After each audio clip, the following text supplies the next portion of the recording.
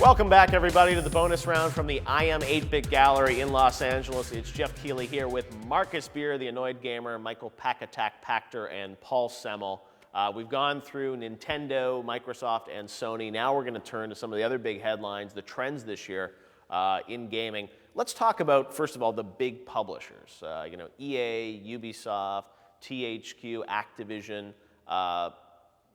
Seems like there were a lot of sequels this year, not a lot of new stuff. But overall, let me ask you this, Michael, since you cover these publishers, what was sort of the publisher that sort of had the best year and the worst year, in your opinion? I'll surprise you, but I think Ubisoft with Assassin's Creed 3, it's shocking how they've taken what I have repeatedly said is a tired franchise that shouldn't be made into annual sequels and turned it into Game of the Year. And I think that thing is right now the favorite for Game of the Year. It's the most beautiful game. I didn't think these consoles could make a game look so good. Yeah. So, and I played that one on the Xbox 360, so I imagine it's even better on the PS3. It is actually really gorgeous on the PS3. And I'd say the biggest bust this year, by a large measure, is Electronic Arts. Right. Canceling the NBA game for the third year in a row. Coming out 2 days after they put out the trailer, I still don't understand what happened. Coming out with a stinking pile of poop that is Medal of Honor. I mean, that's just a shame, and heads have to roll. I mean, these guys used to talk about quality and quality and quality and game cancellations and bad games. That's not up to par. Stupid comments like Frank Gibbo coming out and saying, "I've never approved a full single-player experience," when their pricing is off on their multiplayer stuff. And yeah, they've gone from disaster to disaster like a blind man in a minefield. Well, and my biggest worry with EA is that then you come to early part of next year and they've got like 4 games shipping in the span of like 4 or 5 weeks. They've got Fuse, they've got Crysis, they've got Dead Space, and Army of Two. 3 of those are co-op third-person shooters, and they're going to throw them out against each other. And I don't know how that's going to change things or prove successful. I mean, some of those Dead Space will probably be a good game, but it's a lot of games to throw. I think most people are going to play Dead Space co-op, or if they do, it'll be like their second. No, but I'm saying it's just like EA, 2 and Fuse is 4. They are different experiences. But still, I mean, to come out within the span of literally 6 weeks of each other. There's a lot of games to throw out. So I think what you're saying about EA is, it's tough now for, I think, a big company to launch a game as major as a Medal of Honor and have it not hit. I think it's interesting that EA got voted the worst company in America. Well, at the beginning of the year, and we all kind of like, oh, that's a bit unfair. I mean, especially when you look at who they were up against in Bank of America and a bunch of other people. But I think if there, is an award for, worst gaming company of the year, EA wins it hands down. They've just had missteps across the board, and they need a total reboot and redirection. Their franchises are getting tired and stale. I mean, you look at the FIFA debacle on PS Vita and on Wii, where FIFA 13 is actually FIFA 12 with just reskinned graphics, none of the new features. Now, before we criticize them for that, I actually think that was a smart move.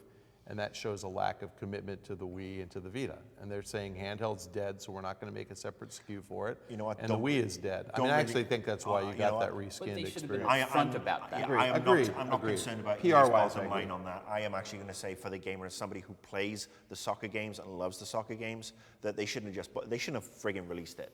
They maybe just a system update where we'll give you the skins. To charge you the full price for this year, and not charging a full price, because it's absolutely ridiculous and offensive. Right. That I would agree with it. If they had instead said, look, we're not making a full game, but here's like a new roster and it's $10, I think people would have appreciated it more. Or as I said, if they'd been up front and said, look, this is all it is, so if you want it, it's $50, but not try to do the bait and switch. FIFA 12.5. Let's talk about some of the other trends that have happened this year. I think a positive one has been all this momentum around Kickstarter. And a lot of developers going on to Kickstarter. I mean, Obsidian just raised, I think it was over $3 million Project Eternity. I mean, Tim Schafer raised $3 million for his new Double Fine adventure. What do you think of this trend, Marcus, of developers stepping onto Kickstarter? I do like the concept of Kickstarter. I feel that it's become probably way too saturated. I mean, we've started to see Kickstarter cancellations already. Right. Well, that's my biggest concern is that, you had all these games get announced, and I wonder, it's like Leisure Suit Larry and like all these, things were coming back. And we haven't really seen a lot of those games ship, so it'll be interesting to see, with millions of dollars on the line, when do these things come out, and what are they like? And yeah, you're right, some will get canceled probably. I think, this has been the advantage of not perhaps having strong, Sony, Microsoft, and Nintendo lineups this year. There's been more of this advent to PC gaming, which has had a huge resurgence this year. All the ports that have come out have been really, really good, and then the indie games in particular have been phenomenal, I think, on PC. Right. But Kickstarter, I like the concept. I think they need to have a more stringent way of, I think, evaluating it, because the first time a game, and I'm not saying Tim Schafer's game is going to go belly up, but this is a guy who is infamous for missing his deadlines by a country mile, because he's very creative and the game is never finished in his eyes. So what happens when that money has run out and he still isn't happy with it? Does he go for a second round of Kickstarter? What happens then? That is too nebulous right now. I think in 12 months' time, when we see some of these games having shipped and having done perhaps quite well and delivered in a time frame, then I'll feel more comfortable with it. But it does seem like we're getting, some new innovative projects and ideas on Kickstarter that the publishers are not going to fund. Well, I think, so say what you just said backwards. I think that Kickstarter is a symptom of the greater disease that the publishers aren't funding original IP. Yeah. And that's lasting at least until the next gen consoles launch. And we have a lot of super talented developers out there who don't want to lay off their entire staff and shut down, who want to stay employed and keep making things. So that's where you get Tim Schafer, who last made Brutal Legend, and there's not going to be a Brutal Legend 2 as far as I know.